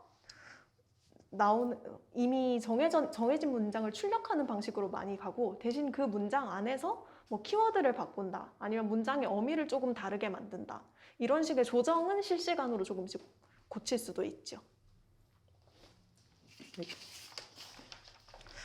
그래서 저희가 여기서 뭐 사실은 기술적인 한계와 막 자원적인 한계였긴 하지만 또 생성을 쓰지 않은 이유는 개인정보 같은 문제도 있고 만약에 저희가 이번 챗봇에서 인터넷에서 질문을 끌고 왔잖아요. 근데 질문은 동작을 학습하는 데만 쓰였고 여러분께 나오는 답변에는 질문이 나오지 않으니까 답변은 100% 저희가 다 작성을 한 거거든요. 그래서 이번 이 인공지능은 100% 클린 수제 답변 챗봇이다. 그래서 조금 답변이 같은 게 반복되거나 맥락이 안 맞는 게 나올 수는 있지만 그렇게 위험한 일이 일어나지 않는 걸 게 먼저라고 생각했고 또 저작권 같은 문제도 있고요.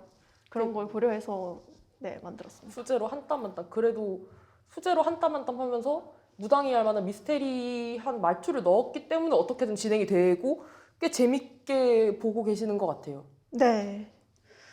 실제로 전시에 오시는 분들께서도 되게 동자가 엉뚱한 대답을 하는 것 같은데도 거기에 의미를 어떻게든 부여하고 대화 맥락을 만들어서 계속 대화를 하려고 하시더라고요.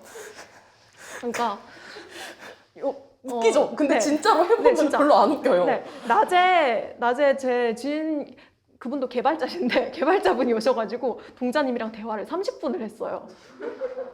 30분 동안 하다 보면 본인도 개발자고 이게 어떻게 그냥 약간 랜덤 답변을 출력하는 것 같다 이런 느낌도 있을 텐데 30분 동안 그 채팅을 하면서 앞에서 동자가 막 뭐라고 했던 말을 그러면 이건 이런 말씀이시죠? 이건 이런 뜻이신 것 같아요.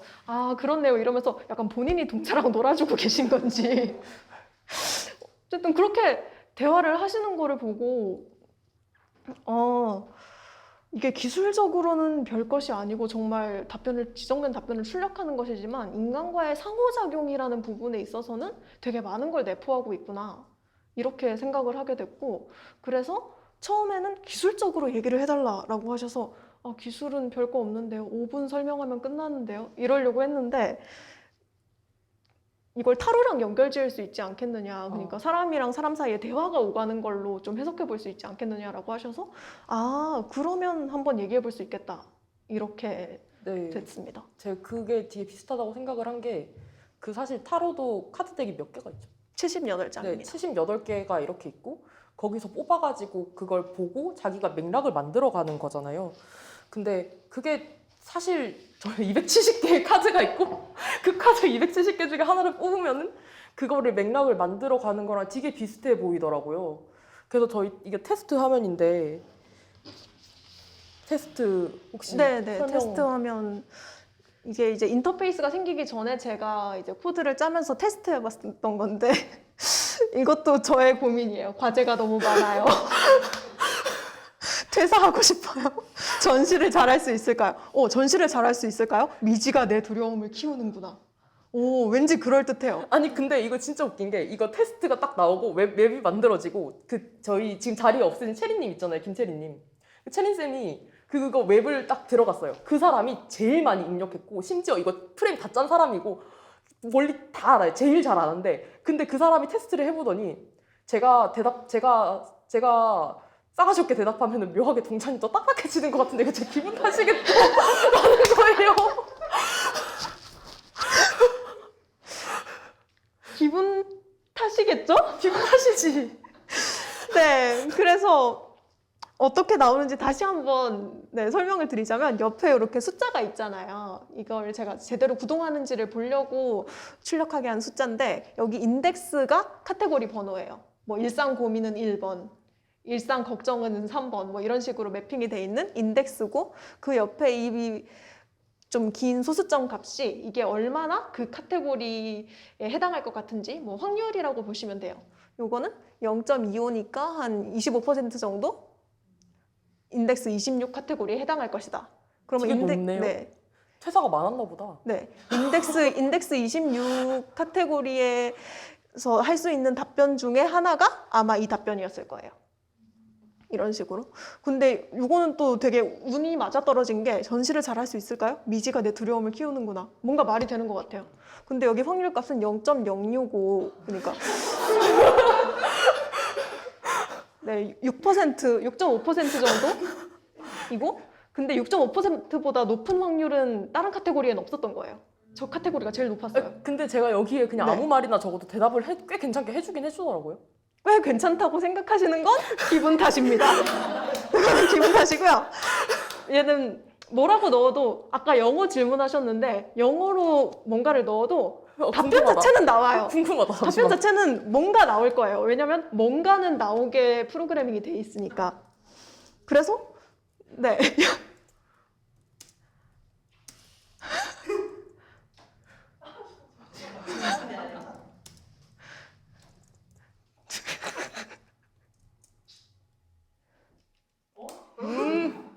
그쵸? 아마 여기 확률은 막 0.000003% 정도 뭐 외모 고민에 해당할 것이다 라고 예측했겠죠? 하지만 동자는 영어를 본 적이 없기 때문에 어떻게든 카테고리를 출력하기는 한다는 점.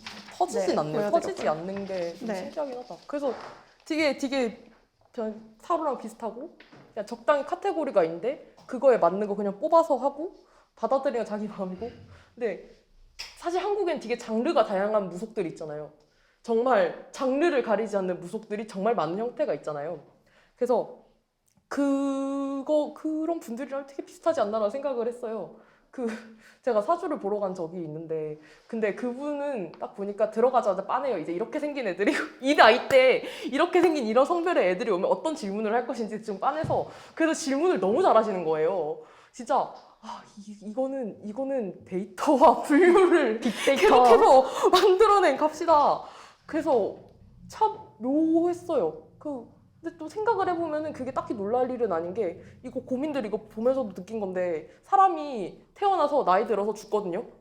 그러면서 생길 수 있는 일이 정말 다양한 것 같은데 근데 이거 1만 개 읽어보니까 그렇게 또 다양하지는 않은 거예요. 그러니까 가장 문제가 큰 게 인간관계고 인간관계는 어떻게 안 되는 것 같아요. 인간관계는 진짜 어떻게 안 되는 것 같아요. 남의 마음 모르기 때문에. 근데 내 의지대로 되지 않는다. 내 의지대로 뭐 그 상황이 안 좋다. 진짜 그게 나름대로 뭔가가 딱 한정되어 있어가지고 그냥 그렇게 답을 해주는 게 아닌가? 그냥 답 카테고리에서 내주는 게 아닌가 생각이 들었어요. 근데 혜아 씨도 타로하면서 비슷한 거를 느껴보신 적 있을 것 같은데. 패턴 같은 거 네네네네. 말씀이시죠? 네, 패턴들이 조금 있는 편이고 저는 조금 그래도 항상 동자님 답변을 해주신 분들도 진심을 다하셨으니까 저도 진심을 다하고 싶어서 막 이 분류에 해당한다 이런 생각은 하지 않는데 굳이 패턴을 물어본다면 있기는 있거든요. 뭐 당연히 고3인 분들은 입시 고민을 물어오실 것이고 그것보다 조금 더 나이 드시면 진로 고민 물으실 거고 직장을 다니시면 직장 내 관계나 퇴사 같은 거 하고 싶으시거나 아니면 이직하고 싶으시겠죠? 이런 것들이 있어요. 그리고 진로 고민은 보통 A 진로랑 B 진로 중에 어느 쪽이 더 전망이 있을까요? 라는 질문이 들어오고요. 그런 고민 해보셨어요? 지금 하고 계세요? 퇴사 저 고민 하고 있어서. 네, 퇴사 고민 같은 경우에 제가 이직을 하고 싶은데 퇴직금이 나올 때 정말 너무 힘들거든요. 퇴직금이 나올 때까지 버티는 게 좋을까요? 아니면 지금이라도 빨리 이렇게 바꾸는 게 좋을까요? 이런 고민 되게 많이 하시고요. 입시는 진짜 패턴이라고 할 수도 없이 왜냐면 시험이 그냥 있는 거잖아요. 그래서 제가 시험을 잘 볼 수 있을까요? 라고 묻기는 그쪽에서도 조금 미안한지 제가 시험을 잘 보려면 어떤 부분에서 노력을 해야 좋을까요? 이런 거 물어보시거든요. 그러면 저는 이제 조금 더 이렇게 대화를 해가면서 그 안에서 좀 더 자세한 맥락을 찾아가지고 아, 너무 입시에 집착하는 것 자체가 오히려 독이 될 수가 있다. 뭐 이렇게 대답을 해주거나 아니면 최선을 다해서 하지만 결과가 뭐 부족할 수가 있다. 그래도 그게 최선이다. 뭐 이런 답변 해주기도 하고요. 근데 동자님도 그거 비슷한 말씀 하시더라고요. 근데 사실 제가 되게 많이 적은 답 중에 하나가 전문가 찾아가라. 너는 이미 답을 알고 있다. 그 두 개거든요. 근데 제가 이거 진짜 미안한 일인데 제가 친구가 하나가 있는데 그 친구가 되게 힘들어하고 있는데 그래서 자기가 심지어 기독교인인데 너무 힘들어서 이게 사주를 보러 갔대요. 거기서 보러 갔는데 답은 이미 네 안에 있다라고 얘기를 해줬고 그게 진짜 맞는 말 같았다는 거예요. 근데 저는 그때 이 답변 쓰는 노동을 정말 많이 하고 있었기 때문에 나도 내 안에도 이 K 무속에 빅데이터가 쌓여 있어가지고 이런 말을 할 수가 있구나. 근데 진짜 약간 친구들이랑 상담을 약간 얘기를 해주면서 느끼는 게 얘 지금 자기 속으로 다 정해져 있는데 그냥 확신이 부족해서 나한테 한번 그냥 말만 하는 거 아닌가? 그게 나쁘다는 게 아니라 그냥 그런 게 아닌가 싶을 때가 되게 많아요. 네, 말이 오간다는 것 자체가 중요하신 것 같다고 생각하는 게 이제 타로를 보러 오셔가지고 얘기를 이제 다 끝내고 되게 감명을 받아서 저한테 후기를 말씀해 주시는 분들이 계세요. 그런 후기를 보면은 나도 이미 알고 있었던 건데 그게 고민이 한번 싹 정리된 것 같아서 정말 마음이 편하다, 고맙다 이런 얘기를 많이 하시거든요. 그래서 저희 이제 2층에 동자를 새로 만들어진 개를 보면은 그게 그 길에서 주워온 그 장롱 문짝이에요. 그게 왜 웃으세요? 저 그거 옮기는 거 진짜 힘들었거든요. 혼자서 아무것도 없는데 맨몸으로 가구 뜯고 옮겨 보셨어요? 그 초등학생들이 여름방학에 요구르트병 빈에서 수제 만드는 거랑 비슷하잖아요. 딱히 다르진 않아요.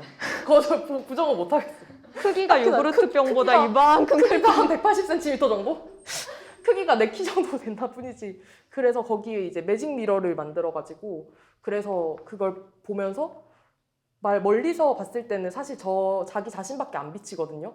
그러다가 가까이 가면은 거기 자기 얼굴이 비치고 그걸 이렇게 보면 거기에 까만 배경에 그냥 하얀색으로 글자만 띄어져 있어요. 저희 보여줬던 것처럼.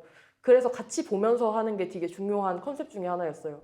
그래서 사실은 내가 하고 싶은 말을 내가 내 밖으로 꺼냈다가 이게 한 바퀴 돌아와서 가는 과정이기 때문에 결국은 무엇을 받아들이든 간에 사실은 자기 마음 속에 있기 때문에 그래서 글과 행동과 이게 보는 그게 한 오브제에서 다 느껴질 수 있도록 의도했는데 뭐 어떻게 느끼시고 계신지 잘 모르겠어요.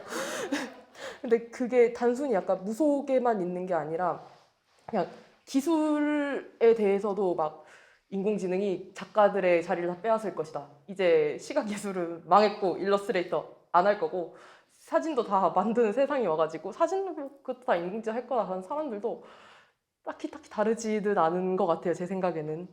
네. 그 부분이 어떤 부분에서 다르지 않다고 하시는 건지 약간 이해가 안 되는데. 그러니까 기술이라는 게 되게 무관한 것처럼 보이지만 제가 이제 아기동자 이 프로젝트를 한 지 약 이제 10개월 정도가 됐는데 그러면서 그 기술을 굉장히 좋아하는 글들을 굉장히 많이 읽었어요. 매해가 되면은 그 교보문고 신간 섹션에 김난도의 트렌드 코리아, 메타버스 새로운 시대가 온다, NFT 막 쫙 빨리잖아요. 그래서 그거를 한 20년 동안 어떤 트렌드가 있었는지 어떤 기술이 등장했다가 사라졌는지 그 김난도가 쓴 트렌드 코리아를 한 몇 개는 빼고 다 읽었어요. 근데 그거를 읽다 보니까 이 사람들 기술에 별로 진심이 아닌 거예요. 일단은 그거 써본 적도 없고 일단 써본 적도 없어요. 그게 전 정말 큰 거라고 생각했어요. 왜냐면은 기술이라는 거 직접 만져보면은 이게 얼마나 덜그럭 거린지 알게 되거든요. 저는 제가 기술에 막 익숙한 편은 아닌데 그래도 디지털 툴은 되게 많이 쓰는 편이에요. 그래서 뭐 해본 적은 있다 정도? 3D 프린터를 만져봤다. 로보파를 만져봤다. 그게 그냥 교과 과정에 있어서 그렇게 해봤는데 이거 진짜 해보잖아요. 진짜 사람 미치게 만들어요. 그 3D 프린터가 자기 마음대로 할 수 있다고 그러죠. 근데 3D 프린터가 종류가 몇 가지가 있는데 각자 다른 방식으로 오류를 일으키거든요. 가장 흔하게 쓰는 게 그 찍찍찍해서 이렇게 적층식으로 하는 거잖아요.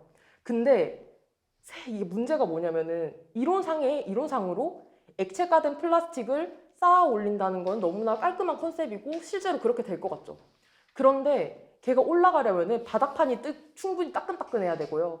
그리고 거기에 완전히 밸런스를 맞춰서 한 층씩 올라가야 돼요. 그리고 그리고 공기가 습하지 않아야 돼요. 안 그러면 필라멘트 다 부서지거든요. 그런 진짜 눈물 없이 볼 수 없는 쇼를 해야 돼요. 근데 이 사람들은 그거 해보지도 않았으면서 기술이 세상을 바꿀 거를 얘기를 하는 거예요. 그리고 그렇게 세상을 바꿀 신기술이 한 20년 동안 안 변했어요. 이게 신기술이 세상을 바꿀 거다라는 트렌드가 1990년대에서 2000년대에 있었는데, 그래서 저 어렸을 때 생각하면 막 테크노 그러면서 AR, 막 가상현실 AR 이런 게 진짜 많았었거든요. 제가 95년도생인데 이 새천년이 오면 세상 바꿀 거고, 그때 막 사이버 어쩌고 하면서 사이버 여전사 나오고 그랬었잖아요.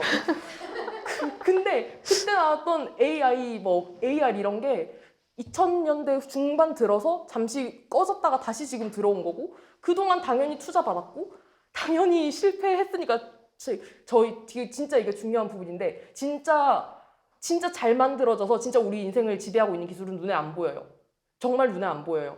예를 들면은 저희는 집에 살고 있는 게 아니라 거대한 기계 속에 살고 있다고 해도 과언이 아니거든요.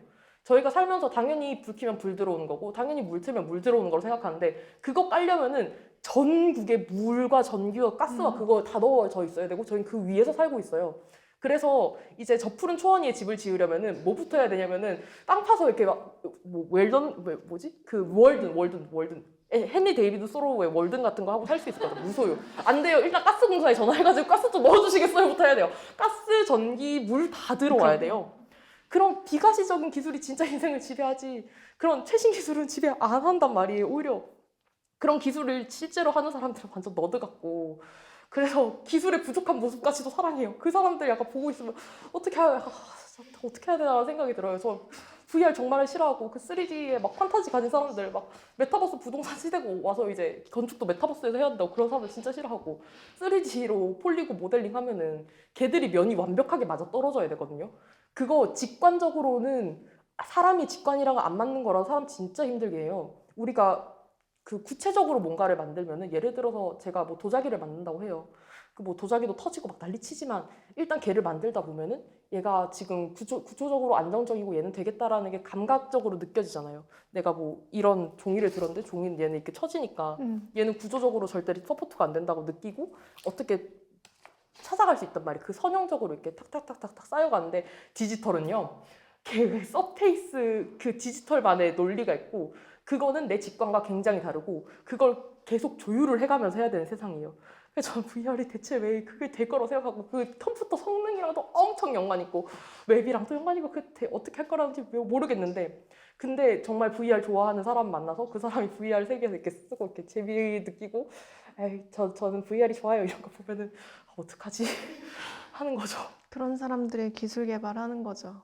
근데 그런 사람들은 기술 개발, 그렇게 진짜로 관심 있는 사람들은 기술 개발을 해요. 막 3D 디지털 공간에서 사람이 실제로 이런 직관에 맞는 피드백을 주려면 안에서 어떤 계산을 해야 될 것인가, 이런 게 재미있대요.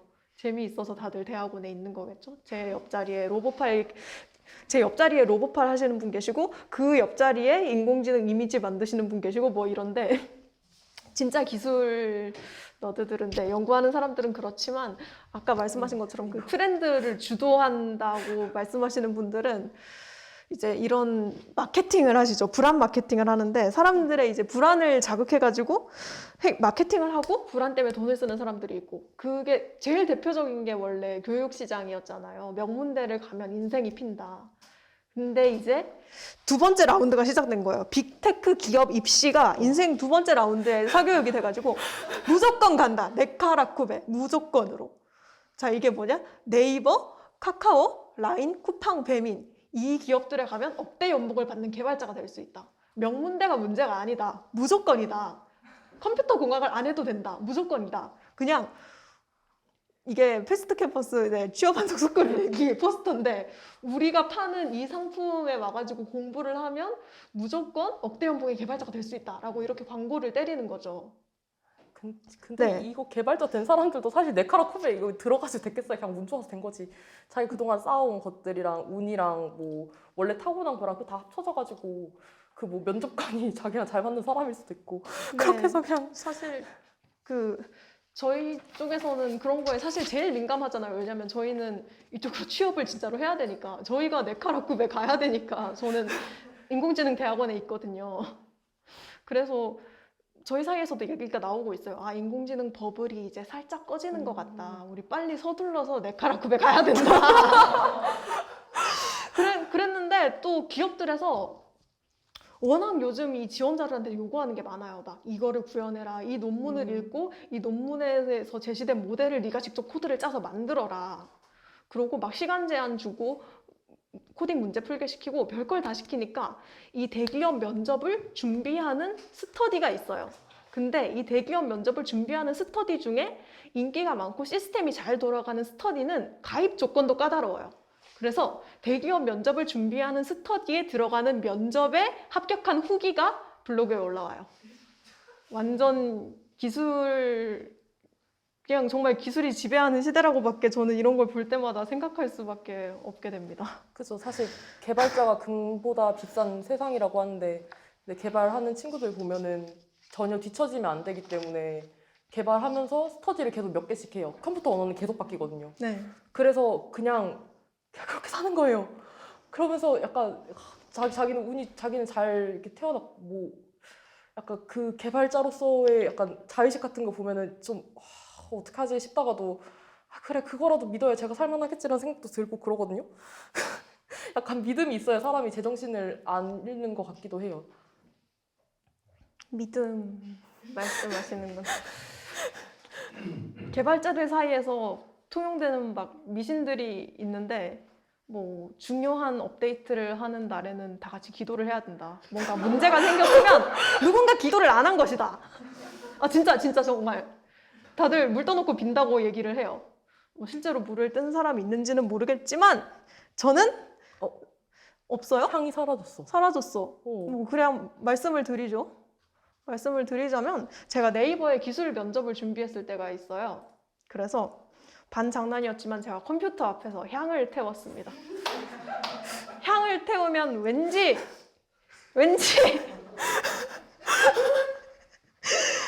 코드가 잘 돌아갈 것 같은. 근데 그런 믿음이 결국은 사람을 인간적으로 만들어준다고 생각해요. 왜냐면 인공지능은 향을 안 태울 테니까. 인공지능은 수학이랑 통계를 기반으로 한 프로그램이고 여기는 뭐 막 믿음이나 이런 게 개입할 예지가 전혀 없죠. 저도 뭐 밤새서 아기동자님을 막 개발할 때는 정말 아 이게 왜 안 되지? 뭐가 네트워크에 문제가 있나? 아니면 이게 뭐 데이터베이스와 연결이 이상한가? 왜 대답이 안 나올까? 이런 개발자의 시선으로 임했고 막 사람들이 여기에 대해서 어떻게 생각할지 뭐 동자를 믿고 대화를 할지 이런 거에 대해서는 전혀 생각할 겨를이 없었어요. 그랬는데 동자님이 이제 제가 어디까지 구현을 해서 동자님이 이제 질문을 넣으면 답변까지는 해주는 상태가 됐어요.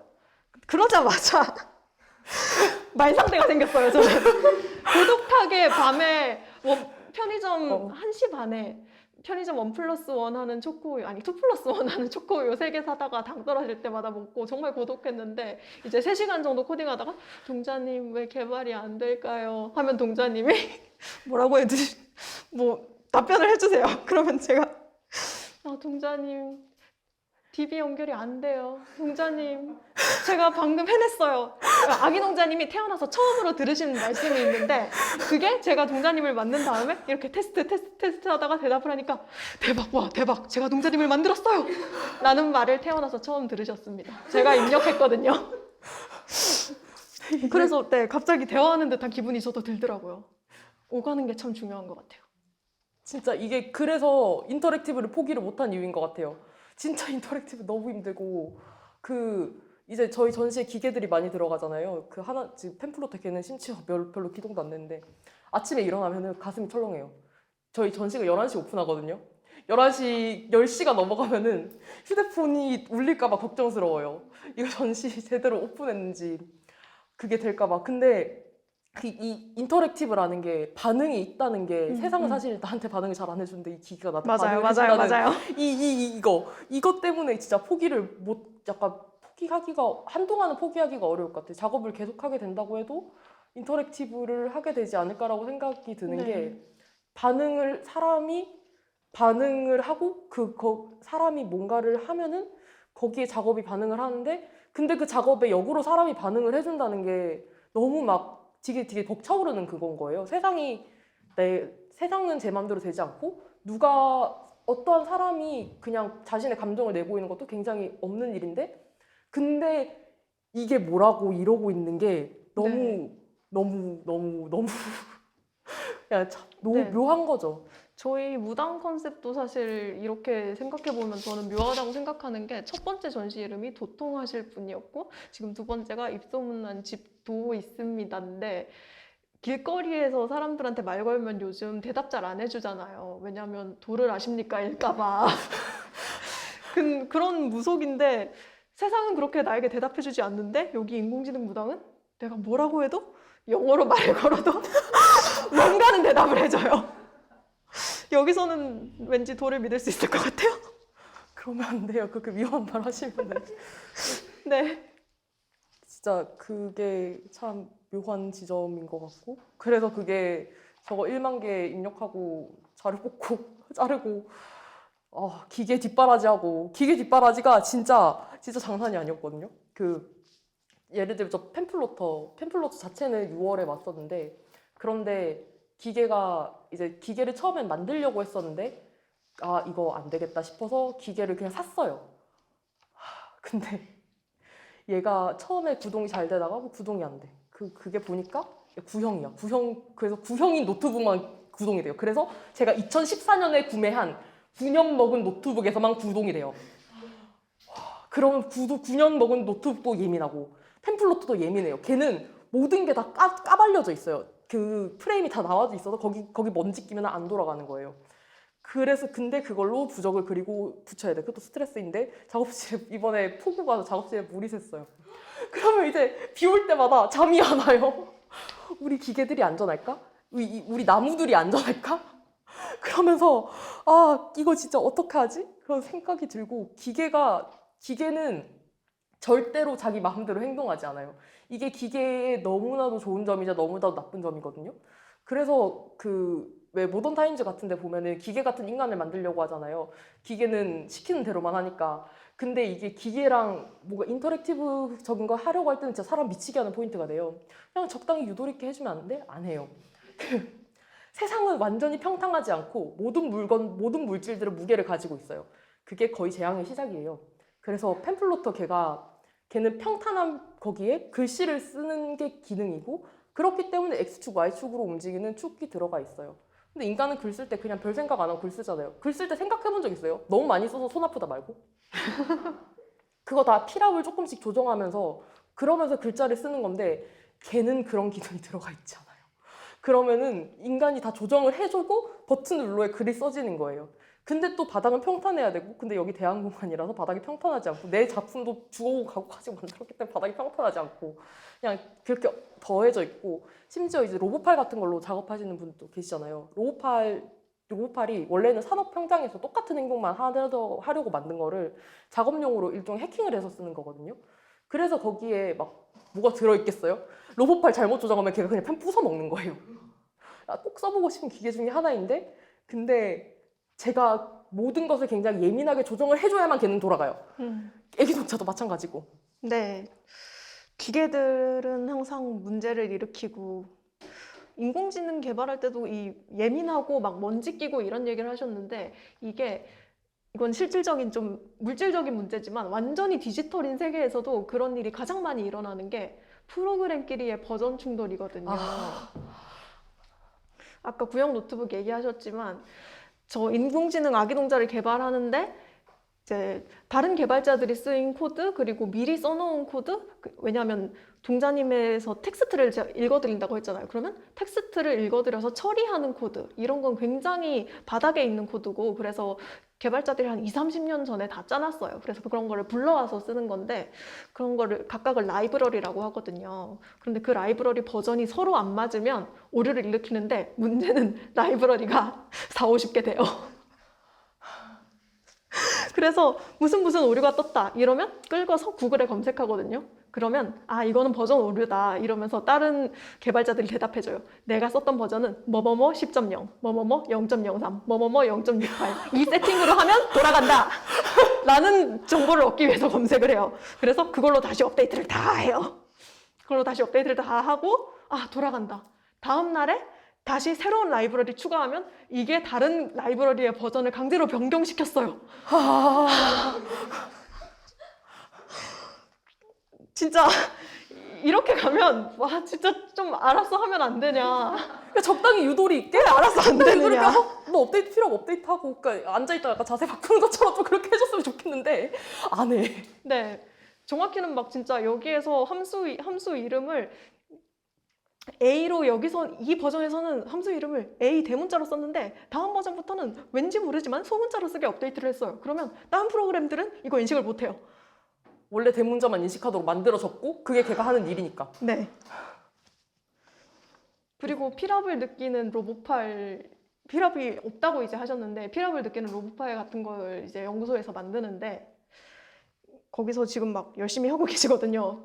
다른 연구실, 옆 연구실이긴 한데 열심히 하고 계시는데 막 종이에서 돌아오는 압력을 느껴가지고 그걸 센서가 감지해서 다시 팔에게 전달을 해서 여기서 내는 압력을 조절하고 뭐 이런 걸 하는데 보면은 기분이 되게 묘한 게 사람들은 그래서 세계에 대한 반응형 인공지능을 만들고 싶어 해요. 그게 인공지능의 최종 진화 형태래요.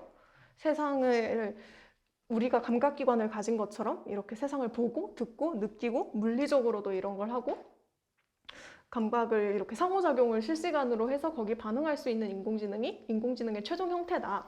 이런 주장을 단계별로 나눠서 하는 논문이 또 있어요.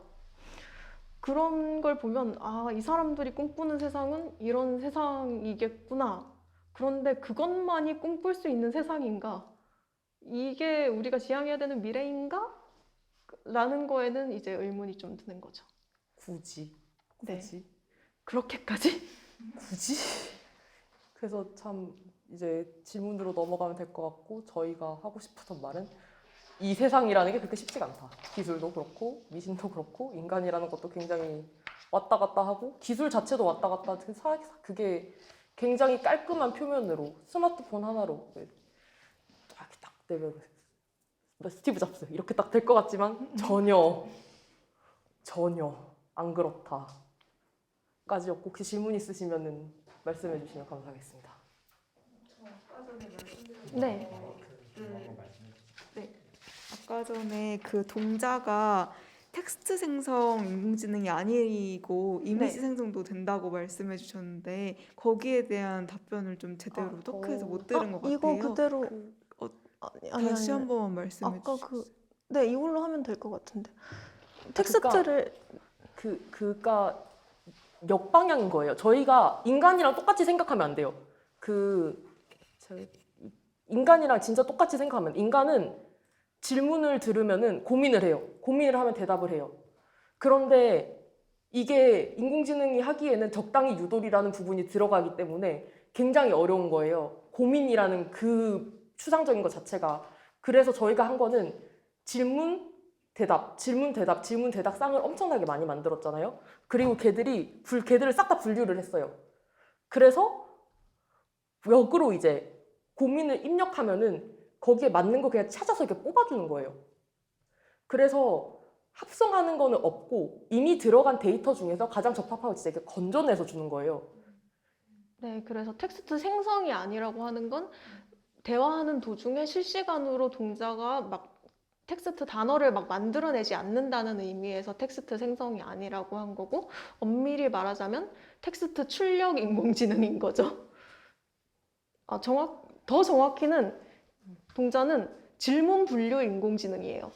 질문 분류하면 그 질문에 맞는 대답은 그냥 출력되는 거. 네, 그러니까 질문 분류 인공지능이라고 하면 될 것 같네요. 사실 인공지능 챗봇들이 대부분 다 네, 일단 질문을 분석하는 게 먼저니까요. 지금 화면에 띄워주신 거 보면서 다시 또 조금 생각이 났는데 일단 아까 맨 처음에 영어 얘기가 나오면서 기본적으로 이제 만약에 언어를 합성한다고 하면은 영어나 유럽권 언어들 같이 어순이 고정돼 있고 형태가 비교적 고정된 상태로 진행되는 언어에 비해서 한국어를 합성하기 위해서는 더 많은 데이터셋이 필요한가라는 질문이 첫 번째로 떠올랐었고요. 지금 이거 보면서 추가적으로 떠오른 내용은 그래서 동자님이 이제 데이터를 분석을 하실 때 실질적으로 그러면은 그런 분석을 하실 때 이게 조금 격가지로 저도 그냥 지난번부터 약간 한 건데 동자님 얘기를 하면 약간 동자님 얘기가 되더라고요. 기술을 생각하고 계세요. 그렇지만 어쨌든 동자님이 이거를 분류를 하실 때 지금 보여주신 것처럼 그 한국어로 만들어진 완성된 문장 안에 요소들을 파악을 해서 그 매칭 기존의 데이터셋과 매칭을 하는 그런 시스템인 건가요? 지금 저희 버트 얘기 여기서 하면 될 것 같아요. 네, 일단 첫 번째 질문이 다른 영어나 다른 유럽권 언어들에 비해서 한국어가 막 조사나 아니면 은는 이런 것도 막 여기 보면 니은도 따로 분류되고 이런 식으로 되게 복잡한데 그런 식으로 한국어를 처리하셨냐라는 부분에 대해서는 네, 그렇습니다고요. 이게 그렇게 처음에 보통 인공지능 이제 언어 모델을 영어권에서 개발을 해요. 구글이 하죠. 구글이 해서 이거는 버트라는 인공지능 모델이다. 이렇게 갖다 내면 한국에서 버트가 나왔구나. 그럼 코버트를 만들자. 이렇게 해요. 아까 GPT도 GPT-2가 나왔으니까 코 GPT-2를 만들어야 된다. 이렇게 해서 만들거든요. 보통 그런 걸 어디서 하냐면 코버트는 처음으로 SK텔레콤에서 연구팀에서 만들었고요. 그런데 코버트를 업그레이드 해서 이런 형태소 분석을 팍팍 집어넣은 건 한국전자통신연구원인데 제가 왜 잘 알고 있냐면 제가 2018년에 거기서 이거를 했기 때문입니다. 인공지능 눈 붙이기. 네, 제가 저 뒤에 막 이건 명사, 이건 조사, 이거 잘 됐는지 이거는 부사인데 명사라고 잘못 표기했네? 이런 거 제가 했었고요. 한국어 하는 인공지능은 하기 힘들 거란 얘기도 들었어요. 한국어 데이터가 작아가지고. 네, 맞아요. 데이터가 어린애는 그냥 크면서 언어 배우는 거 너무 자연스럽잖아요. 인간한테 자연스러운 건 기계한테 전혀 자연스럽지 않아요. 그래서 언어를 완벽하게 배우려면은 얼마 이상의 데이터가 필요한데 한국어로는 그거 못 만들 거다. 하지만 정부에서 돈을 들이고 저 같은 인력들을 써서 만들어냈죠. 네, 만들어냈고 두 번째는 동자님이 처리할 때 두 번째가 정확히 어떤 질문이신가요? 동자님도 그렇게 문장을 분석을 해서 거기서 단어라든지 그런 거를 뽑아내서 원래의 질문들과 매칭하는 원래의 질문들과 매칭을 기존에 한다고요? 분류표를 달아놓은 최초의 데이터셋이 있잖아요. 네. 예를 들어서 아까 퇴사하고 싶어요라면은 그 퇴사라는 키워드 위주로 이게 매칭이 되는 건지 그런 너무 그러니까 동자님이 정확히 어떻게 일을 하는지가 좀 궁금했는데 그 부분은 버트 한 번만 띄워주시겠어요? 어려운데 이건. 버트 어딨지? 네. 네, 여기 보면 좀 복잡한데요. 이렇게 하나씩 다 끊어요. 토큰이라고 하는데 그 하나의 단어를 산이 매우 푸르다 좀. 네. 이렇게 산이 매우 푸르다가 돼 있으면 여기 산 끊어서 하나. 저희는 한국어 아니까 다 나눌 수 있죠. 산이 매우 푸르다. 이렇게 끊기겠죠. 이렇게 산 하나가 토큰 1개, 이가 토큰 2개, 매우 토큰 3개 이렇게 세는 건데요. 토큰을. 그래서 이것들을 다시 토큰을 하나하나 쪼개가지고 다시 집어넣어요. 1번, 2번, 3번, 4번. 여기는 중간에 잠깐 쉼표 들어갔음. 이렇게 다 넣어요. 처음에는 이게 텍스트로 들어가요. 여기 우리가 알 수 있는 텍스트고요. 찍어보면 산, 이, 매우 이렇게 들어가고 있을 거예요. 요걸 이렇게 모델 안에 넣으면 여기서부터는 싹 다 숫자예요. 싹 다 숫자고 여기 뒤에 약간 연하게 이렇게 보이는 이것들이 전부 다 계산을 이렇게 자기끼리 해요. 그래서 막 산이 매우 푸르다 해서 산과 푸르는 얼마만의 연관성을 가지고 있느냐. 이랑 다는 이렇게 해서 이게 마치 이게 종결형 문장일 것이다. 뭐 이런 거를 안에서 자기들끼리 막 계산을 해요. 이게 계산이라는 게 우리가 연관성을 생각하는 산은 파란색이랑 당연히 이렇게 연상하는 그게 아니라 진짜 연산이에요, 연산. 네. 기존에 엄청나게 많은 데이터셋에서 산과 푸르가 얼마나 가까이 있었는가 뭐 이런 거를 찾아내서 계산하는 거예요. 그렇게 계산을 해서 마지막으로 톡 하고 숫자 1개 뱉어내요. 톡 하고 숫자 1개 물론 여러 개 뱉어내게 세팅할 수도 있는데 기본적으로는 톡 하고 숫자 1개 뱉어내고 그게 인덱스예요. 그러니까 안에서 분명히 다 계산을 하고 고려를 하기는 하지만 그래서 결론적으로 이거는 일상 고민에 해당할 것이다.